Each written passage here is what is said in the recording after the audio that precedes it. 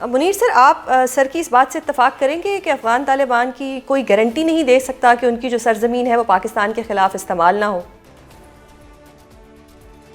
جی guarantee تو مشکل نظر آتی، کیونکہ اب افغانستان میں آپ جیسے جانتی ہیں وہاں کوئی 21 دہشت گرد ادارے بیٹھے ہوئے ہیں، اور یہ افغان حکومت جو طالبان کی حکومت ہے انہوں نے اب تک کوئی یہ ظاہر نہیں کیا ہے کہ ان کے پاس یا تو یہ ان کی ڈٹرمینیشن ہو یا ان کی کیپبلٹی ہے یہ دہشت گرد اداروں کو ختم کرنے کے لیے۔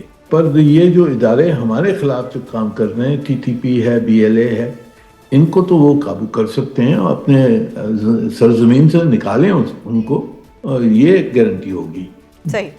اچھا خالد سر، اب ہم نے افغانستان کی بات تو کر دی، تھوڑا ایران کی طرف آؤں گی۔ علی لاریجانی صاحب کی شہادت ہوئی، یہ کتنا بڑا جھٹکا تھا ایران کے لیے، اینڈ آپ اس جنگ کو کتنا لمبا ہوتا دیکھ رہے ہیں؟ دیکھیے مسٹر زین، عام طور پر جب جنگیں لڑی جاتی ہیں تو پولیٹیکل لیڈرشپ اور ملٹری لیڈرشپ کے ہاتھ میں ہوتی ہے جنگ کو کیری فارورڈ کرنا۔ وہ اپنے پلانز بناتے ہیں، اسٹریٹجائز کرتے ہیں، ملٹری آبجیکٹیو اچیو کرتے ہیں، ظاہر کرنے کے لیے اس کا روڈ میپ طے کرتے ہیں اور اس کی اپنے آپ کو اکوپ کرتے ہیں۔ یہ ایک جنگ بہت ڈیفرنٹ ڈائمنشن کی طرف جا رہی ہے، کیونکہ یہاں پہ یہ ڈائریکٹ جو 9 کروڑ ایرانی اور اہل تشیع پوری دنیا میں جو بستے ہیں، اسرائیل ان کو ڈائریکٹ انٹرگنائز کر رہا ہے۔ تو یہ وار سے آگے آلموسٹ پرسنلائز قسم کی ہیٹرڈ میں کنورٹ کر رہا ہے۔ ظاہر ہے ایرانیوں نے تو نہیں کیا، حملہ بھی امریکہ کرتا ہے، اسرائیل مل کر کرتا ہے، پھر آپ نے پہلی دفعہ ان کے 49 تمام لیڈرشپ جو ٹاپ لیڈرشپ ان کو شہید کر دیا، اس میں آیت اللہ خامنائی بھی تھے، ظاہر ٹاپ کے پچھلے 36 سال سے ان کے رہنما تھے۔ اس سے پہلے 2025 کا جو جون کا حملہ ہوا تھا اس میں تقریباً ان کے 37 لیڈرشپ کو شہید کیا گیا تھا، پھر ان کے نیوکلیئر سائنٹسٹ 19 کو شہید کیا گیا تھا۔ تو یہ اسرائیل نے یہ پرسنلائز قسم کا ایک ونڈکٹیو قسم کا انوائرمنٹ کریٹ کیا ہے، ایک ایلیمنٹ آف جس کو کہتے ہیں نا نفرت کا ماحول پیدا کیا ہوا ہے۔ یہ جو اسٹیٹمنٹ لاریجانی صاحب تھے، یہ تو بہت بڑا نام تھا ایرانی قوم میں بڑے عرصے سے میں تو پرسنلی بہت بڑا ان کا فین تھا، کیونکہ وہ اسٹیٹسمین تھے، وہ بہت سارا نیگوسیشن، میرا خیال ہے ٹاپ نیگوسیشن تھے، کیونکہ وہ پڑھے لکھے بہت تھے، پاسداران انقلاب کے ساتھ بہت اٹیچمنٹ تھی ان کی، ایران عراق جنگ کے اندر ان کا بڑا رول تھا۔ تو وہ تو ایک سیزن نہ صرف ڈپلومیٹ تھے، اسٹیٹسمین تھے، اسٹریٹجسٹ تھے اور نیگوشیٹر تھے۔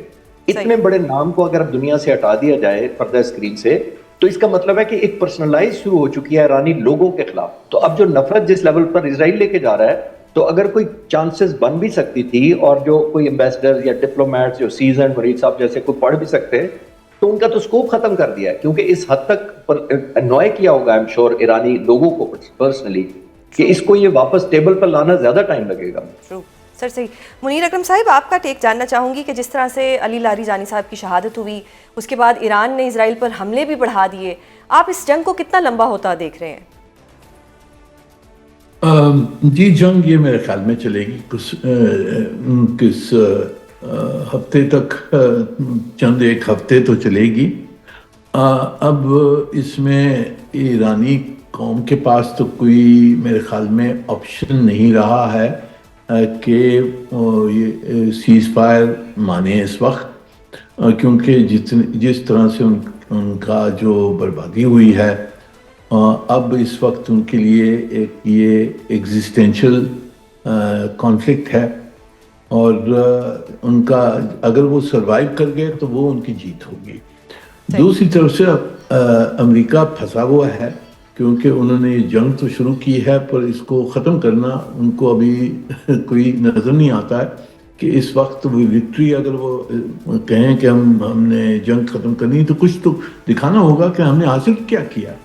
حاصل کچھ نہیں ہوا ہے اس وقت، رجیم چینج نہیں ہوئی ہے، نیوکلیئر نہیں ہوا ہے، میسائل ابھی تک ایرانی جاری ہیں، تو کچھ وہ دکھا نہیں سکتے ہیں۔ تو میرے خیال میں وہ ایسکلیشن کی طرف جا رہے ہیں، اور میرے خیال میں وہ غلطی اب اور کریں گے، کوئی لینڈ ایکشن، ملٹری ایکشن ہورموز پہ یا خرگ آئلینڈ پہ، کہاں ان کا میرے خیال میں ایسکلیشن کے رویہ نظر آتا ہے مجھے۔ صحیح۔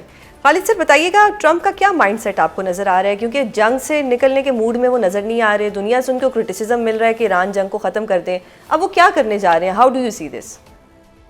دیکھیے پہلے تو انہوں نے خود بہت بڑی ہائپ کریٹ کی ہے.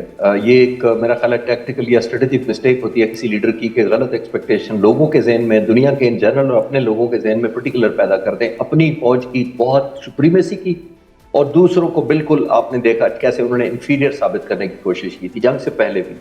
آپ نے دیکھا تھا کہ جب جنگ شروع ہونے سے پہلے جو بیانات پریزیڈنٹ ٹرمپ کے آ رہے تھے, جب ان کے ایئر کرافٹ کیریئر اکٹھے ہو رہے تھے ارد گرد ایران کے, تو وہ اس طرح کے بیان دے رہے تھے کہ جو ایرانی لیڈرشپ یا ایران کی جو مائٹ ہے چھوٹی بہت جو بھی ان کی نظر میں تھی, وہ کیا سمجھتے تھے کہ یہ it's not a matter of chance, it's a matter of time کہ ہم آپ کو ایلیمنیٹ کر دیں گے, رجیم بھی چینج کر دیں گے, فٹ آن گراؤنڈ بھی کر دیں گے, نیوکلیر انسٹالیشن بھی اٹھا لیں گے.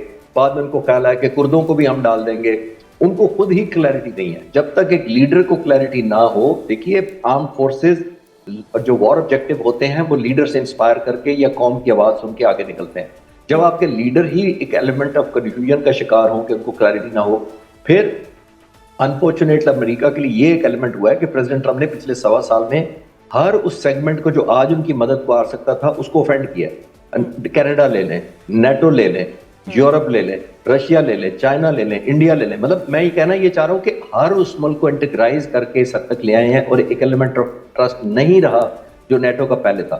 سارے ریپبلکن پریزیڈنٹ ہی سارے لے لیں, رونلڈ ریگن لے لیں, George Bush senior, George Bush junior, president Trump سے لے کر تمام کے تمام نے کم از کم یونائٹڈ نیشن کا ریزولوشن فالو کیا, چاہے وہ ڈمی قسم کا تھا.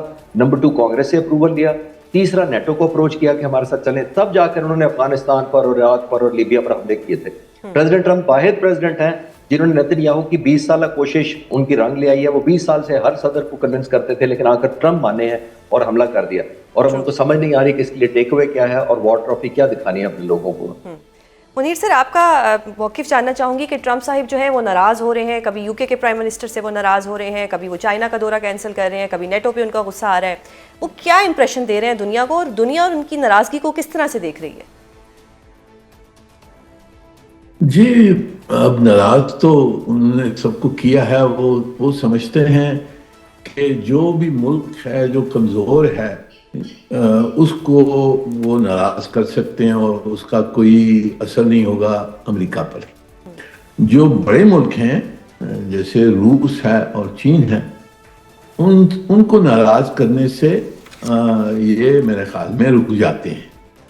تو ان کی رویہ یہی ہے کہ جو چھوٹا ملک ہو یا کمزور ہو اس کو دبائیں, جو بڑے ملک ہیں ان کے ساتھ نیگوشیٹ کریں. اب یہی رویہ نظر آتا ہے, پر اس وقت ان کی تنائی کے امکان کیا ہوتے ہیں گلوبل اکانومی پر, امریکہ پر, دوسروں پر کیا اس کی امپیکٹ ہوتا ہے. ان کا جو آبجیکٹو ہے نیتن یاہو کا وہ یہ ہے کہ جنگ جاری رہے اور ایران کی تباہی ہو, اور پورے خطے میں جو مڈل ایسٹ کا خطہ ہے اس میں کیاس ہو, کیونکہ کیاس ہوگا سب کمزور ہو, اس کی ڈومینیشن جو سبجیکٹ ہیں اسرائیل وہ جاری رہیں گی اور ان کی پوزیشن بہتر ہو جائے گی. تو اسرائیلی آبجیکٹیوز کو دیکھنا ہے, اور ٹرمپ میرے اسرائیلی آبجیکٹیوز میں پھنس گئے ہیں, اور یہ امریکہ کی جنگ نہیں ہے, یہ اسرائیل کی جنگ ہے.